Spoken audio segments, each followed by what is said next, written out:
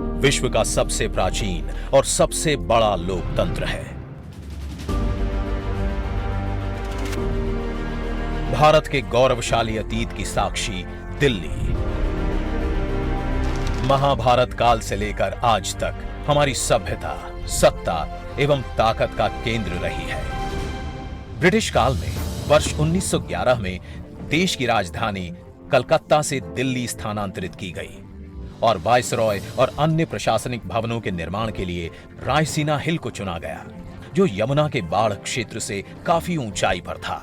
राष्ट्रपति भवन, संसद भवन तथा नॉर्थ एवं साउथ ब्लॉक जो वर्ष 1931 में बनकर तैयार हुए और भारत में शासन का केंद्र बन गए।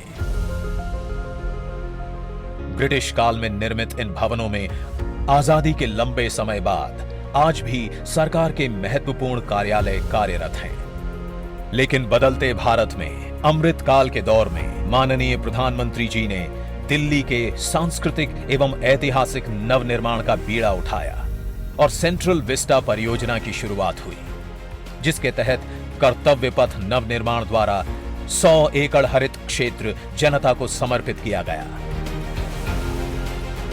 साथ ही देश को आधुनिक संसद भवन की सौगात दी गई, जहां से भारत का भविष्य गढ़ा जा रहा है। इसी कड़ी में नए एकीकृत केंद्रीय सचिवालय भवनों का निर्माण किया जा रहा है, जिनमें से कर्तव्य भवन 3 को आज देश को समर्पित किया जा रहा है। ये भवन समय की मांग भी थी और आने वाली पीढ़ियों के लिए एक संदेश भी। भारत सरकार के विभिन्न मंत्रालय अलग अलग स्थानों पर बिखरे थे, जहां आपसी समन्वय द्वारा काम करना दिन प्रतिदिन मुश्किल हो रहा था। इन मंत्रालयों की इमारतें काफी पुरानी होने की वजह से इनमें उचित कार्य वातावरण नहीं मिल पा रहा था। साथ ही पर्याप्त कार्य स्थान, प्राकृतिक रोशनी, पार्किंग जैसी बुनियादी सुविधाओं के अभाव के साथ साथ इनके रख रखाव पर होने वाला खर्च बहुत अधिक था।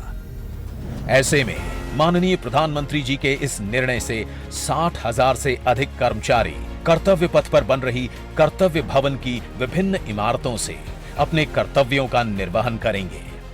इन इमारतों से मंत्रालयों की कार्य क्षमता एवं दक्षता में वृद्धि होगी और निर्णय प्रक्रिया में तेजी आएगी, जिससे जनता के काम आसान होंगे।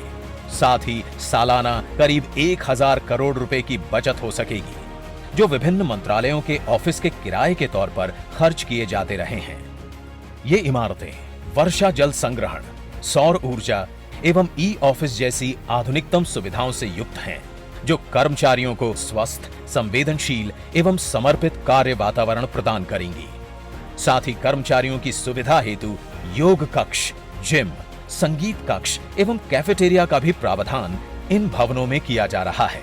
नॉर्थ एवं साउथ ब्लॉक के मंत्रालयों को कर्तव्य पथ पर शिफ्ट करने के बाद इनके स्थान पर दुनिया का सबसे बड़ा युगे युगीन भारत संग्रहालय बनाकर ये भूमि फिर से देश की जनता को समर्पित की जाएगी। इस तरह रायसीना हिल से लेकर यमुना नदी तक के 30 लाख वर्ग मीटर क्षेत्र में दुनिया का सबसे बड़ा पब्लिक प्लाजा देश की जनता को मिलेगा। एक नई metro line Indraprastha metro station से शुरू होकर भारत मंडपम, इंडिया गेट, कर्तव्य भवन स्टेशन और युगे युगीन भारत म्यूजियम स्टेशन होते हुए रामकृष्ण आश्रम मार्ग मेट्रो स्टेशन को जोड़ेगी। साथ ही कर्तव्य भवन की सभी इमारतें भूमिगत रूप से कर्तव्य भवन मेट्रो स्टेशन से जुड़ी होंगी।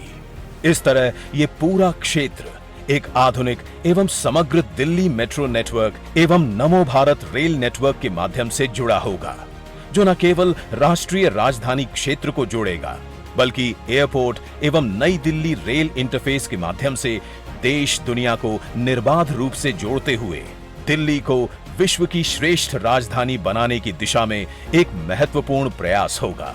देश की राजधानी का ये ऐतिहासिक कायाकल्प विकसित भारत की नव आकांक्षाओं को साकार करने की दिशा में एक निर्णायक कदम साबित होगा।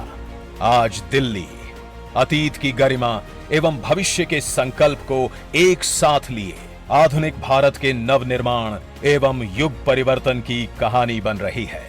माननीय प्रधानमंत्री जी के विकसित भारत के संकल्प को साकार करने की दिशा में देश तैयार है एक ऊंची उड़ान के लिए।